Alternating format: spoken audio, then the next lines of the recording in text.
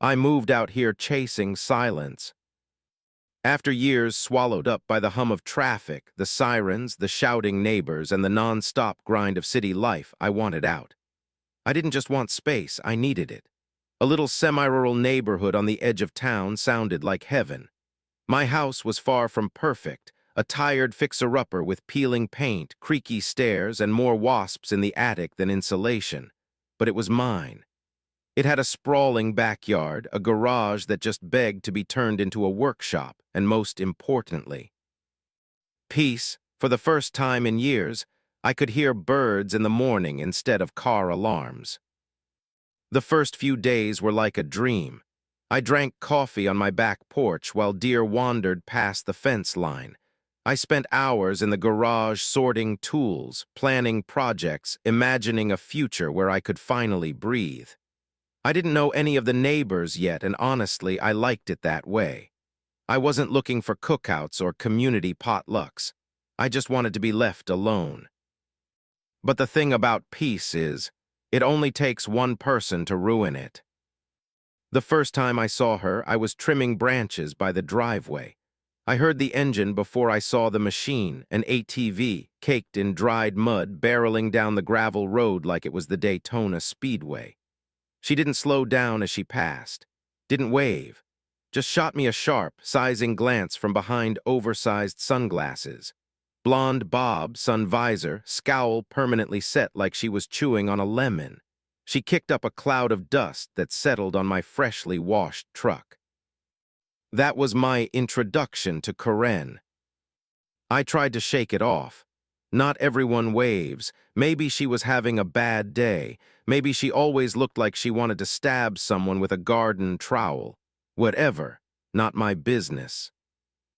A week later, I noticed something weird. I came outside one morning and found my power tools in the garage unresponsive. Thought I'd blown a fuse. I checked the box. Sure enough, the outdoor breaker had tripped.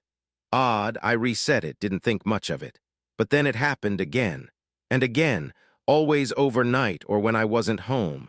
It was subtle enough to dismiss, but something about it kept nagging at me. That's when a neighbor, Mike, older guy with a massive garden and an even bigger opinion on everything, dropped a comment that stopped me cold. "Better lock your outlets," he said, pulling weeds near our property line. "Karen's always borrowing power, surprised she hasn't tapped you yet." "Wait, what?" I asked. "Oh yeah," he said, as if talking about the weather.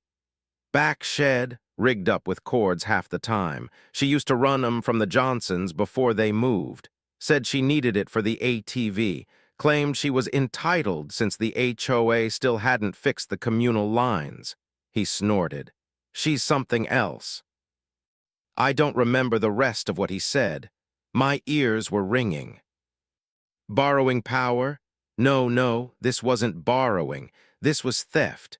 Someone had been creeping onto my property, plugging into my outlets, and quietly siphoning off electricity like it was a community well. And I'd been footing the bill. Suddenly, every breaker trip, every flicker of the garage lights, every tool that struggled to start made a lot more sense. That night, I stood outside, staring at the side of my house. There it was, an outdoor outlet tucked beside the garage, unlocked, exposed, right on the path that would be invisible from the street but easy enough for a neighbor who thought she was entitled to whatever she wanted. I didn't sleep much. My peaceful dream had a crack in it now, and through that crack came something cold and invasive. But I wasn't the kind of person to go banging on doors and shouting accusations. Not yet. First, I needed proof. I ordered a cheap security camera online that night, nothing fancy, just motion-triggered with night vision and cloud storage. I mounted it discreetly under the eave, angled perfectly at the outlet. Then I waited. And when I say I waited, I mean I watched. I checked that footage like it was a lottery ticket. Every day, every morning, nothing at first, just shadows, a stray cat, the occasional squirrel. I almost started to think I'd imagined it all, that maybe it was old wiring after all. But then one morning I saw it, just a flicker, a blur, a movement across the edge of the frame. And suddenly that peaceful dream, it shattered. It didn't take long after that flicker on the camera for the truth to come out. I scrubbed through the footage frame by frame, eyes locked on every motion alert like I was watching a thriller unfold in real time. And there she was. Karen in broad daylight. No shame, no hesitation. She strolled right across the property line with that same smug confidence I'd seen the day she sped past my driveway. In her hand, a thick orange extension cord, the kind you use for heavy-duty equipment, or in her case, a glorified mud toy she called an ATV. She walked right up to my garage outlet, plugged it in like it was hers, gave the cord a little tug to test the connection, and then, like nothing happened, disappeared behind her shed. I sat there watching, jaw clenched, heat rising up the back of my neck. She was stealing my power, actually literally stealing it. Not at night, not under cover of darkness, in the morning, in plain view, like I was some kind of idiot who wouldn't notice an orange lifeline trailing from my house into her backyard. At first, I didn't want to believe it. Who does something like that and thinks it's okay? But the camera doesn't lie. And neither did the spike on my power bill, $23 higher than the previous month, and I hadn't used a single power tool yet. So I did what any decent person would do. I confronted her. I walked over the next afternoon, camera footage ready on my phone just in case. She was in her driveway, fussing with the ATV like it was a prize horse. She barely looked up when I called out. "Hey, Karen," I said as calmly as I could manage. "I've got footage of you using my power. You can't just plug into someone else's outlet without asking." She didn't flinch. She didn't even pretend to be surprised. Instead, she rolled her eyes. "Oh, come on," she said. "You've got power, I've got needs, it's just a few cents." Just a few cents. I stared at her stunned. "You're trespassing, that's not okay." She waved her hand like she was swatting a fly. "Relax, the Johnsons never cared, we're neighbors, it's not a big deal." And just like that, she turned her back and walked away. That moment right there, that was the shift, the fuse that lit the dynamite. It wasn't just the theft, it was the entitlement. The way she acted like I should be asterisk grateful she'd chosen my outlet, like she was doing me a favor by using it. I wanted to scream, but I didn't. Screaming wouldn't solve anything. It never does. No, this wasn't going to be some messy shouting match on a lawn. If she was going to treat this like a game, then I'd play it better. I went back inside, pulled the footage off the cloud, and saved multiple copies. One on a USB, one in my email, one on an old external hard drive. If she thought she could gaslight her way out of this later, she was going to be sorely disappointed. Still, I hoped, naively, that confronting her would be enough. That maybe embarrassment would knock a little decency into her. But of course, it didn't. 2 mornings later, I checked the camera again. There she was, same cord, same smug attitude, plugging in like nothing had happened. But she didn't care. I knew then that this wasn't new. She'd done this before. She'd probably been doing it for years. First the Johnsons, now me. Who knows who else had been footing the bill for her backyard battery farm. And the worst part? She probably thought she'd keep doing it forever, that nobody would stop her. Well, someone was going to. That night I drove to the hardware store and bought a set of outlet locks, heavy-duty, weather-resistant, keyed access. Not cheap, but worth every penny.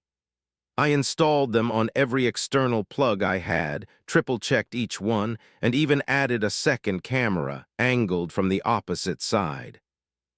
For 3 glorious days, nothing happened. No flickers, no breaker trips, no mysterious power losses. I thought I'd finally won. But Karen doesn't take no for an answer. On the fourth morning, I found the lock from my garage outlet pried off and tossed in the dirt like garbage. Scrape marks on the metal, tiny scuffs around the plug. She'd used tools. She came prepared. That's when the fear started creeping in. It wasn't just the power theft anymore. It was the idea that someone felt so entitled to my property that they'd break things to access it. That they could ignore a confrontation, ignore a lock, and just keep taking. I started wondering what happens when the power isn't enough. What if one day she walks into my garage, my home? I stood there holding that broken lock, pulse pounding in my ears. That was it. I'd tried talking, I'd tried blocking. Now it was time to trap asterisk. I always thought fences meant something. Not just the physical kind, but the invisible ones too, the boundaries people respect without needing to be told. The unspoken rules that keep us from descending into chaos. You stay on your side, I stay on mine. Simple, civil, safe. But Karen didn't believe in boundaries. The morning I found that outlet lock in the dirt, something shifted inside me. Not just anger, though God, I had plenty of that, but something deeper. A realization. This woman didn't just want electricity, she wanted control. To do what she pleased whenever she pleased without consequence, and no one had ever stopped her before. I remember kneeling next to that outlet, fingertips brushing the rough scratches around the socket. She used a flathead or a crowbar, something to wedge the lock loose. She knew it was wrong. She knew she'd been told no, and still she came back. That's when I called the police. The officer who came out was young, polite, clearly trying to seem helpful without actually committing to anything. I explained the situation: power theft, trespassing, destruction of property. I showed him the footage. Karen crossing the line, plugging in, walking off like she was headed to brunch. He watched, arms folded, nodding slowly. "Yeah, I mean, it looks like she's plugging something in," he said, squinting at the screen. "But we can't really prove what she's powering." I blinked. "She's stealing my electricity." "Right," he said. "But without knowing what she's using it for, it's hard to quantify damages. It's a bit of a gray area unless you catch her in the act." I stared at him. I did catch her in the act. He gave me that cop look, half sympathy, half my hands are tied, and said, "We can make a report, but without direct proof of theft, it's unlikely to go anywhere." The direct proof. As if the dam cord stretching across the property line, like a neon orange middle finger, wasn't enough. I felt like I was going insane, so I tried another route, the HOA. Now I know HOAs get a bad rap, but I figured if there was ever a time for them to actually do their job, it was now. Surely plugging into your neighbor's power without permission would qualify as a violation, right? I submitted a formal complaint, attached the video footage, even highlighted the sections of the community guidelines that mention trespassing, unauthorized modifications, and shared resource usage. Their response: "This matter falls outside the HOA's jurisdiction. We advise you to contact local authorities." I stared at the email like it was written in another language. So what was their jurisdiction? Making sure my grass didn't grow half an inch too high, flagging me for painting my shutters non-standard beige. I was furious, powerless. No one would stop her, not the police, not the HOA, and clearly Karen had no intention of stopping herself. That's when I stopped thinking like a victim. I started thinking like a technician. I've always been a bit of a tinkerer. Fixing things calms me down, gives me something to control when the world feels unhinged. I don't have a degree in electrical engineering, but I know my way around circuits. I've wired entire lighting setups from scratch, rebuilt an old ham radio once just for fun. So I started researching, reading, learning. Not how to hurt her, no, I wasn't interested in that, but how to stop her. Legally, safely, permanently. That's when the idea hit me. If I couldn't catch her in the act, maybe I could make the act catch her asterisk. It was risky. It would require precision, timing, and absolute certainty. But the more I read, the more I realized it could work. A sacrificial outlet, a decoy circuit, something designed to lure her in and knock her right back out of this entitled fantasy she was living in. It wouldn't hurt her, not physically, but if she wanted to steal from me again, she was going to pay for it. Literally. Because the next time she plugged into my house, it wasn't going to give her power. It was going to take it. I spent the next few nights in that garage, working by the dull hum of a single shop light, surrounded by extension cords, outlet boxes, and wiring diagrams printed off the internet. My peace was gone, and in its place was a kind of focus I hadn't felt in years. This wasn't just about Karen anymore. This was about the principle, about the idea that someone could walk onto your property, take what they wanted, and then shrug when you called them out. And worse, that the systems meant to protect you would look the other way while it happened. I wasn't going to yell, I wasn't going to threaten, I was going to build something that would speak for me. The plan was simple in theory. I designed what I started calling the bait circuit. A fake outlet, fully functional, or at least it looked that way. But behind the faceplate, I wired it to a sacrificial load, a setup that would mimic the power draw of a normal outlet, but had a little surprise waiting for anyone foolish enough to tap into it with sketchy equipment. I built it on its own breaker, isolated from the rest of the house.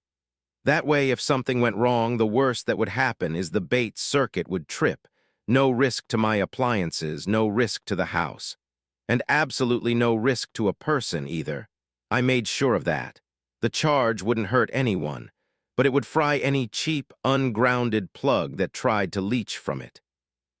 Which I was betting described Karen's setup perfectly. I tested the system with an old shop vac I didn't care about. Plugged it in, turned it on, and boom. The fuse popped instantly, just as designed. No flames, no sparks, just the satisfying thud of resistance meeting reality.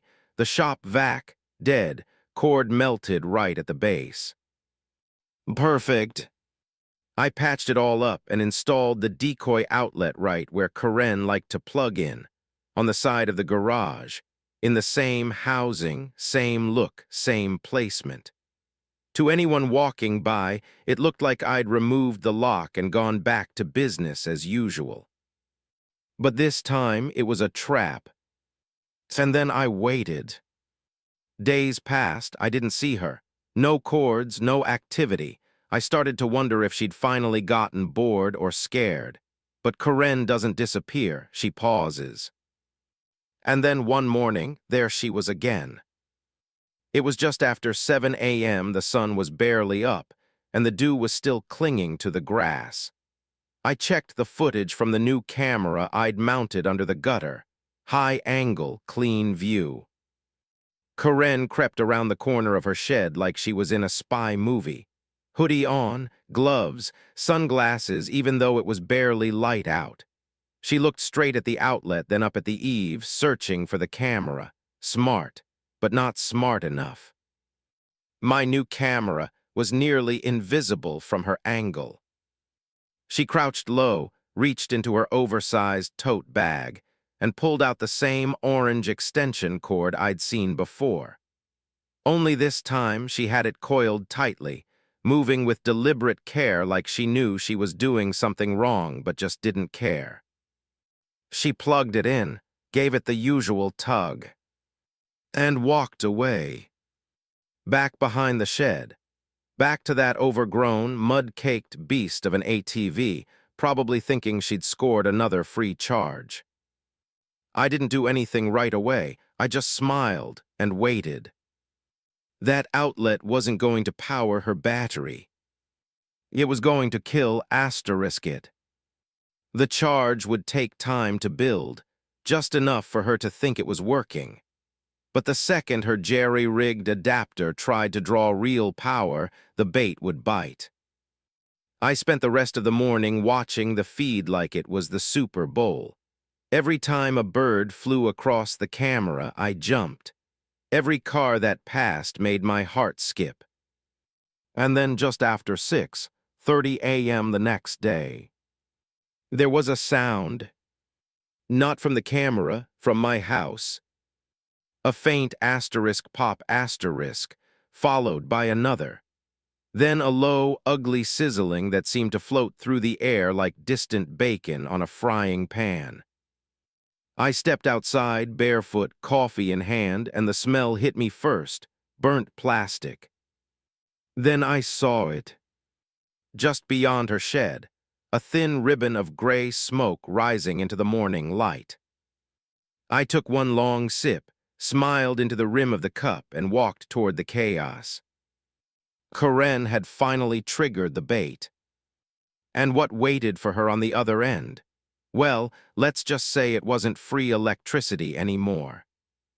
It's strange how calm everything was in that moment. Birds were chirping. The sun had just crested over the tree line. Dew still clung to the grass. And behind Karen's shed, a faint, acrid column of smoke curled lazily upward like a warning flare sent just for me.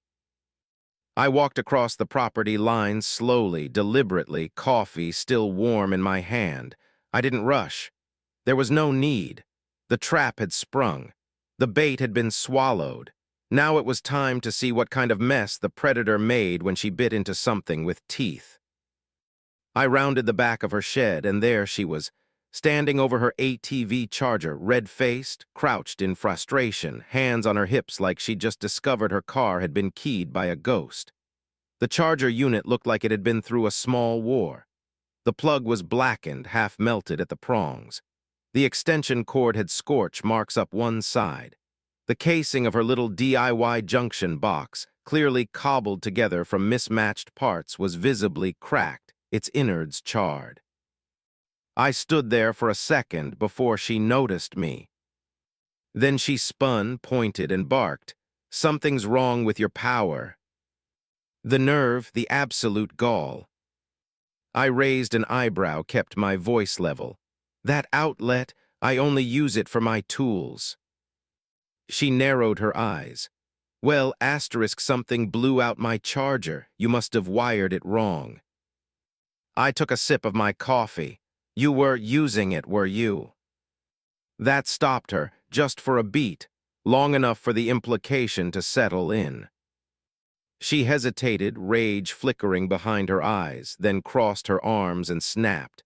"I'm gonna sue you. You sabotaged your own outlet. You think you're clever. I could have been hurt." Now it was my turn to laugh. Quiet, steady, just enough to let her know the game was up. "Karen," I said, "I have you on camera, plugging in, trespassing, stealing power, repeatedly. You want to sue, be my guest. But I'll be pressing charges of my own. Theft, property damage, harassment. I even have timestamps and power usage logs." She opened her mouth to speak, but nothing came out.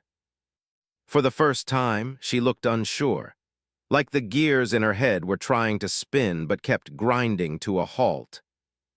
"See," I continued, "if you just stopped when I asked, we wouldn't be here. But now, I have physical damage to my property, video evidence, and a recorded pattern of behavior. If you really want to go legal, I welcome it."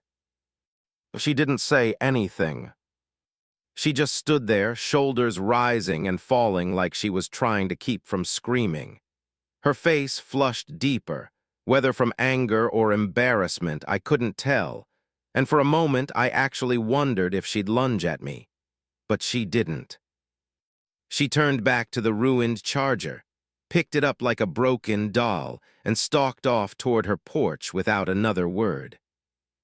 I stood there a while longer, letting it all sink in. The scent of melted wires still lingered in the air. Her extension cord lay like a corpse, half curled in the grass. That was the price of arrogance, of thinking you could push and never get pushed back. I walked home with a small, satisfied smile tugging at the corner of my mouth. For weeks, I'd been treated like a doormat, like my property was just an extension of hers, like my silence meant consent.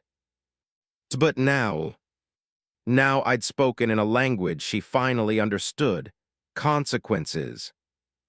That night, I rewatched the camera footage over and over again.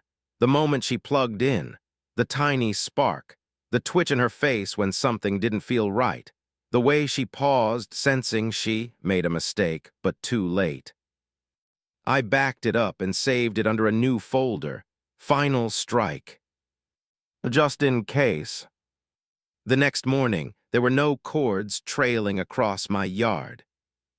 No ATV revving at dawn.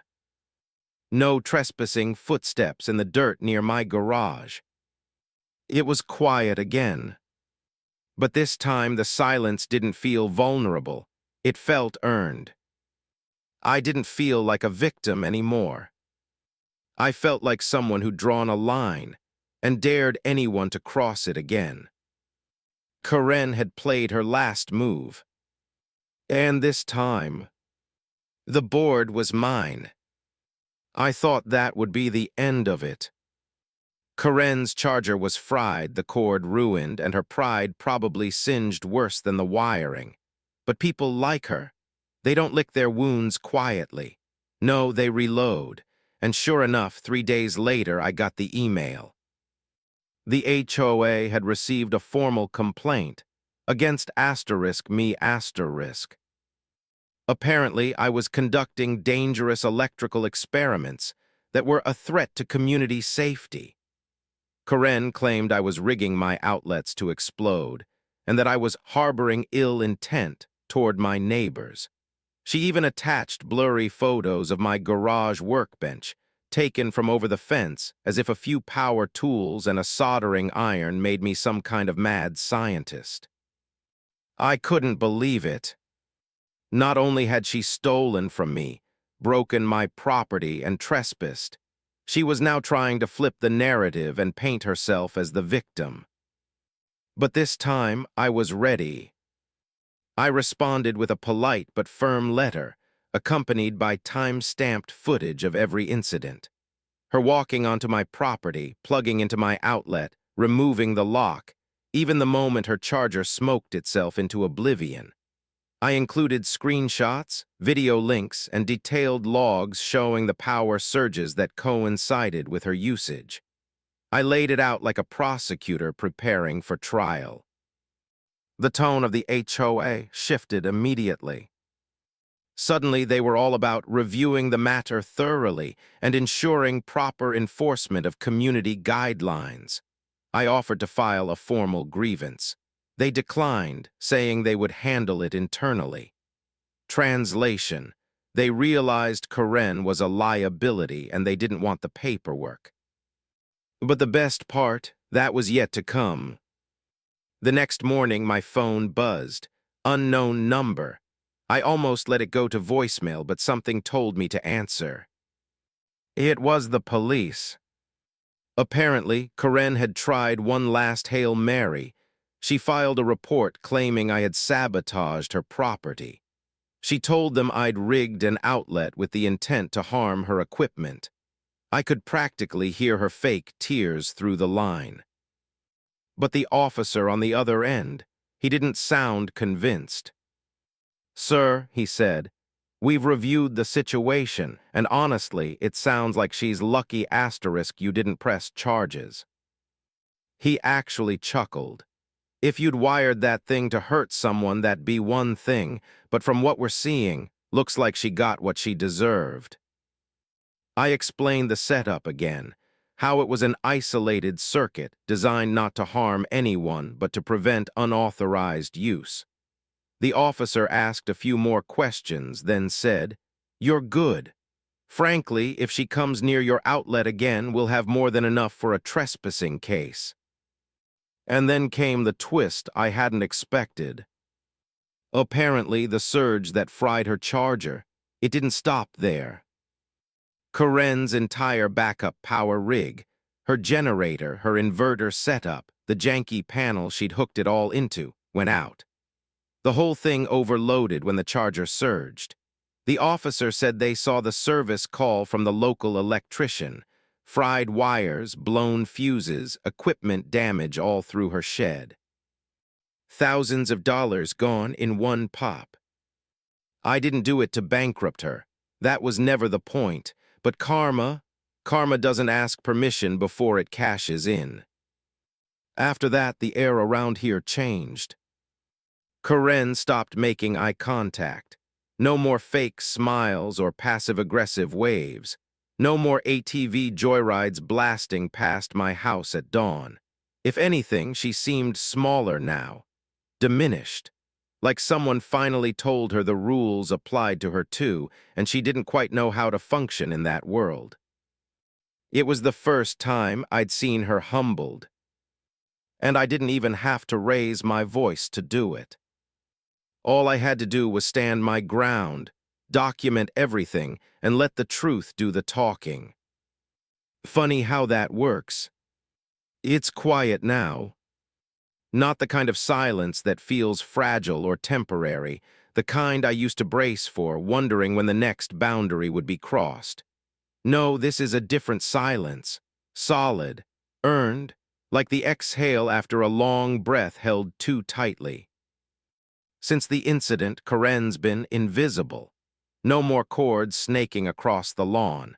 No more ATV engines screaming through the morning mist.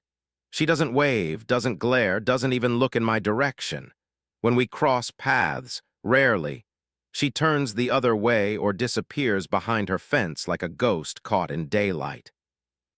I reinforced every outlet on my property, heavy-duty locks, custom casings, even installed a motion sensor that triggers a bright spotlight on the side of the garage just in case anyone gets bold again. But deep down, I know I won't need it. Karen learned her lesson, the expensive, smoky, humiliating way.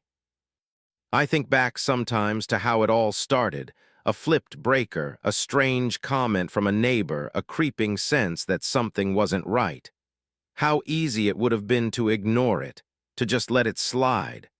But that's the thing about people like her. The more you ignore, the more they take. That's what really stuck with me through all of this. That people who trample boundaries don't stop unless they have asterisk too. Unless someone finally says, enough. I never wanted a fight. Never wanted to be the guy rigging circuits and collecting evidence like some suburban detective. But I also wasn't going to let someone walk over me and smile while they did it. Not again. So yeah, the silence means something now. It means I stood up, without yelling, without stooping to her level. Just a little bit of creativity, a lot of patience, and a deep respect for electricity. Sometimes I still glance at the camera feeds. Habit mostly. They're quiet too, just wind-blown branches and the occasional squirrel. But I keep them running, not out of fear, but out of principle. Because now this place feels like asterisk mine again. My house, my rules, my peace. And if that peace came with a lesson, for me, for Karen, for anyone watching, even better.